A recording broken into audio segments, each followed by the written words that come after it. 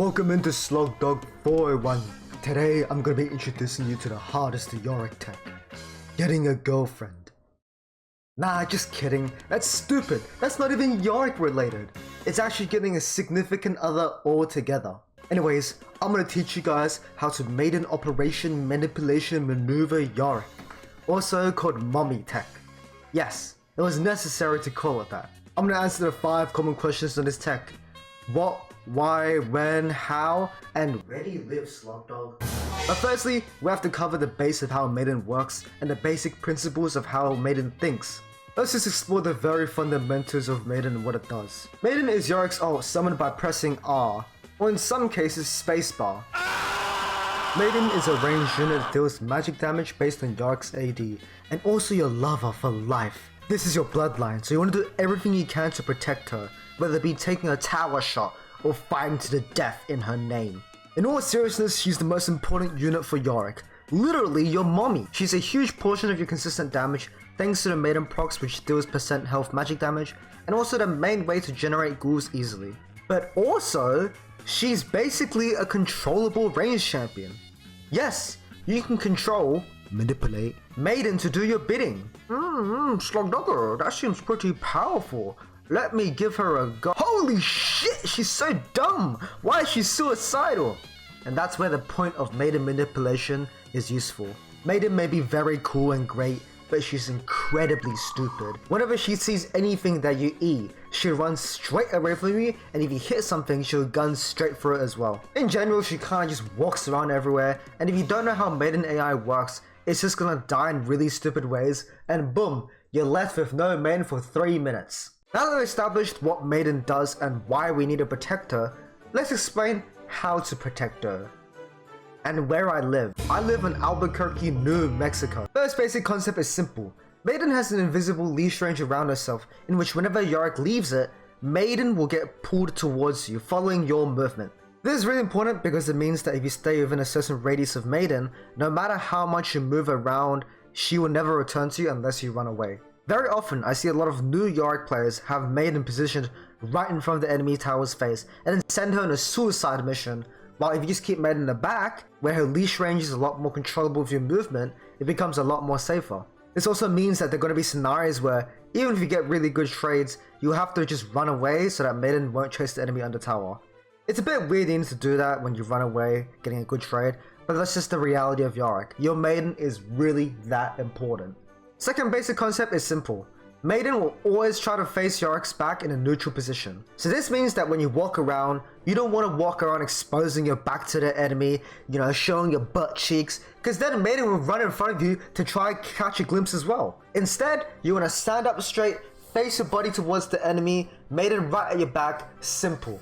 Just face the enemy and don't have your back at the enemy. Third concept, whenever you attack anything, Maiden will attempt to attack that unit for 2 seconds. But let's say you hit someone running away, Maiden will try to chase it for 2 seconds, wanting to hit it. So very often, you want to poke enemies on the tower and end up smacking them, but then Maiden will run way too deep in and take a bunch of tower shots, back shots from the enemy, or even worse, die to a back shot. So one thing you can do is overcome that command of hitting the enemy by hitting another enemy, shifting Maiden's aggro onto that unit. But Slugdog, what if I want to just poke the enemy on the tower? One common thing that I do if I want to trade with someone near the tower but also not have Maiden just completely run it down is hit a minion near me that's almost dead and last hitting it. And what this does is Maiden will originally hit the unit that you want to hit, like let's say the enemy champion, but then when you hit that dying minion, she'll instantly switch onto aggro of that minion. But oh no, it's dead. So instead, it will go back to your control. These are all the fundamental Maiden understandings, and with this alone, you can already get a pretty good grasp of what's going on with Maiden. And now you can do some pretty neat stuff like using the Maiden as a ranged unit and just poking the enemy under the tower while they try to hit the caster minions. I can understand, all of this is pretty strange. It's like being in high school and being taught rules from your principal in assembly, but you gotta follow and keep track of them. Otherwise, you might catch yourself becoming one of those people pissing on the floors in the high school toilets for fun. Wait, no, I didn't do it. No, let me explain myself. What is the Mummy Tech? The Mummy Tech is making use of all those Maiden rules that I just told you about, and also making use of the tower aggro system and your own body so that ghouls and Maiden can both poke and dive the enemy under tower more efficiently. It is also a way to protect Maiden for when she's suicidal into the tower, which is a lot more freaky than you'd think. Why? Why do you do this? To dive the enemy more. What the hell? Were you even listening?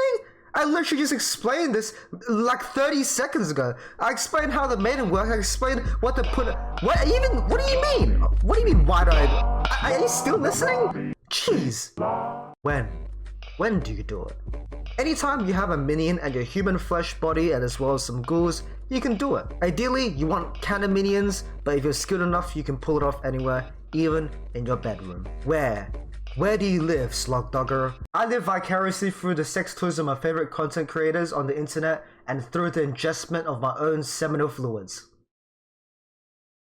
Yeah, that was a bit weird. Probably won't put that in the video. And finally, Frank, how do you do it? Well, I'm glad you asked. The first thing you want to do is get a girlfriend. Oh shit, we can't get that yet. Get a fictional girlfriend and then some ghouls out as well.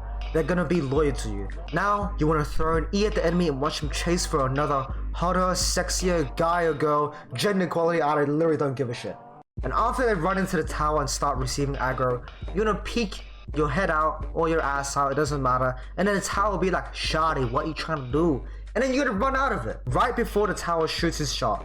And the tower is gonna be like, "Damn, well, at least Maiden and Ghoul is looking real nice today." And right as tower throws a shot out, you know, peek your petite little femboy body out again, and shit, shawty, you've done it again.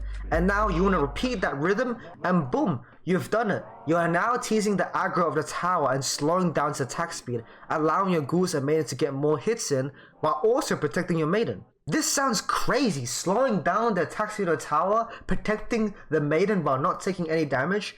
This is too good to be true. What's the catch? Yeah, now it's time for me to talk about the bad news. Problem 1. Ghouls and Maiden are very unpredictable. Because the AI is very stupid and the enemy can move and also attack and use abilities, sometimes this can lead to Maiden going too deep into enemy territory or just running into towers without much you can do. Thankfully, if they run into towers, you can quickly fix it by running under a tower again using your own body, and then Maiden will stop receiving aggro, unless Maiden hits the enemy again, in which eat shit. Problem 2. If you mess it up, there are big consequences, such as receiving a tower shot in the skull. When you hold the turret aggro as well, and you get CC'd, you'd be receiving the full brunt of the tower, and you may just die. Also, if you get ganked while you do this, yeah, your ghouls and Maiden, not gonna be in the best spot. With that being said, if you don't mess it up, make no mistakes, calculate the ganks so the enemy doesn't do anything incredibly weird, this is a really powerful technique to use to throw the enemy under tower. This basically makes your Yorick 1,000 times more scary, because now you can just dive the enemy without taking any damage. Even if you don't use this to the full extent, even knowing something as simple as running under tower quickly while Maiden's hitting the enemy will divert the tower's attention to you and can oftentimes save your Maiden's precious HP and life. That's it for today's Slug Dogger. Come in next week for GP. Gay